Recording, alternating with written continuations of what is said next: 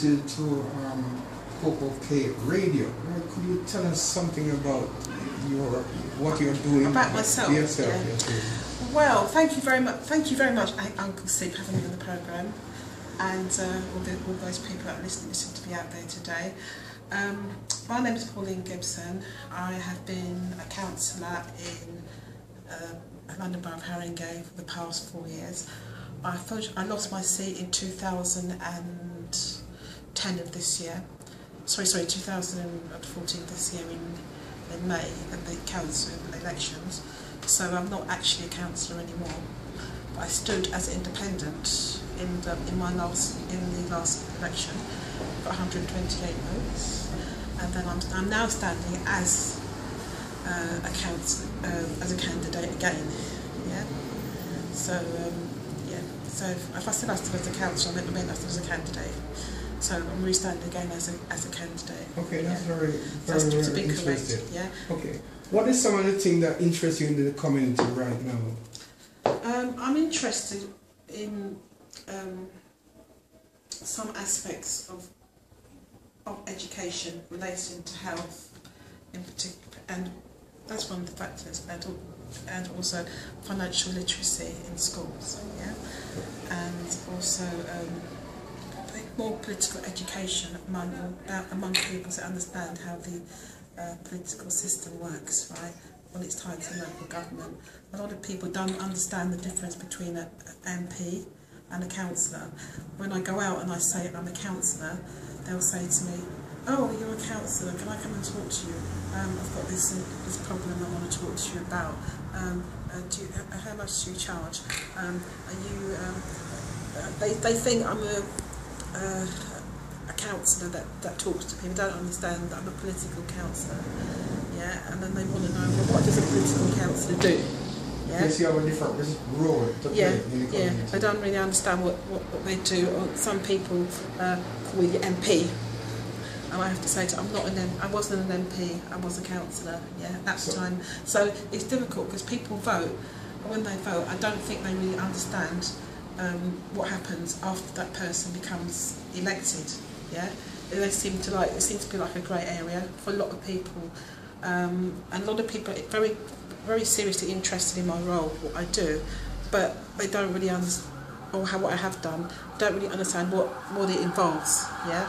So I think if there was more kind of like exposition about what a councillor does, and it would be people be more informed about it. But it's a very interesting role, and to be honest with you, I don't think it can be defined in a word what a councillor does. Right? Okay, there's so many different factors of it. There's representation, but representation is a big topic.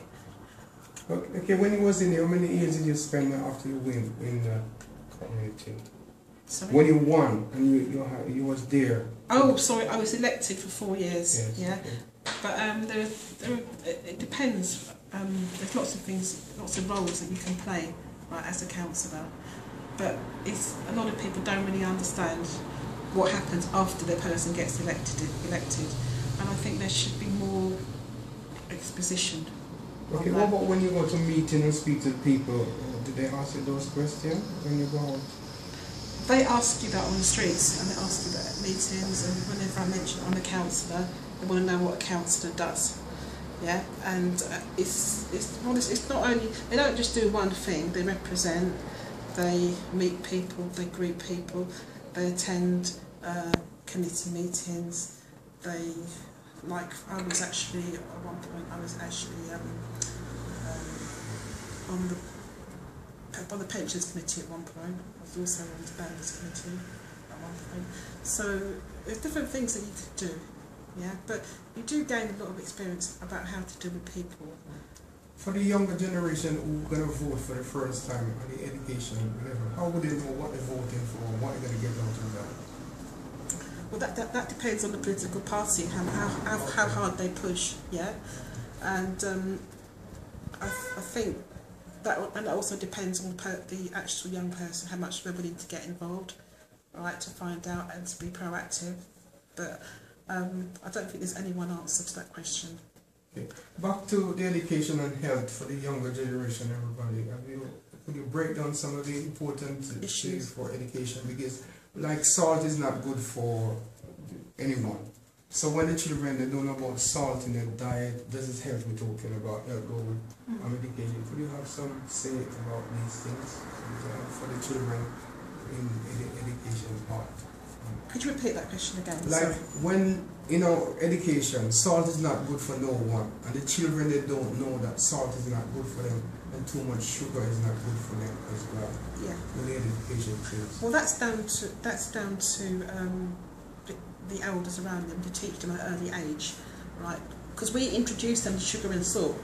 When they're babies, they only know the breast milk or the powdered milk that they have in bottles, right?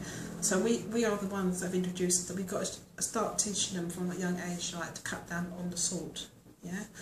And I think that would help them deal with that issue. And sugar is not very good either. But a lot of the food out there is rich. You don't realise, right? It's rich in sugar. Like some of the fizzy drinks, right?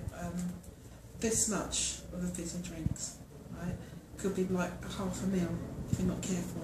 And then people wonder why they're putting on weight, because they're actually not eating the correct food, or eating food that's high in sugar, carbohydrates. Yeah. So I think that there ought to be better sort of exposition on how to recognise when we're overdoing it. There's nothing wrong with eating it, but it's overdoing it. And I think, like I've personally just become a vegetarian. I became a vegetarian, let's see, about 6 weeks ago, and I've got a new lease of life. I feel more agile, I'm more kind of like energetic. But then I've had to train myself, right, not to go for the junk food. Does that make any sense? Right, yeah. okay. And that has been hard, right? All food rich in that's been fried, yeah. And and make sure that I have water, lots of water, replace water with, say, fizzy drinks, yeah. And I think it's part of our culture. We live in a very fast culture where we have to keep moving. And I think you can get into that cycle. Yeah, like for example, if I was to look at meat today, some of it, the rich fried meat, high in juices, or oils, I can't eat it. I look at it, but I don't recognise it anymore. Okay, and the point of education now, what about books for children? Because sometimes they don't have the books in their home, or they don't go to the library. Have you got any recommendation how important it is for children to go to the library? Things like that? I think it's important for parents to encourage the children to go out and research, and find books, educational books, which they can buy online. A lot of good things online. And encourage children to read and research independently. And their homework, how important that is for prepare for exam and things like that. I think some parents need help with there is a gap here, because there's some parents have children that they have that went to school, that are going to school currently. Of course, the educational system has changed, hasn't it? So I think there needs to be more sort of training, in the sense, help parents help their children, right, to learn more.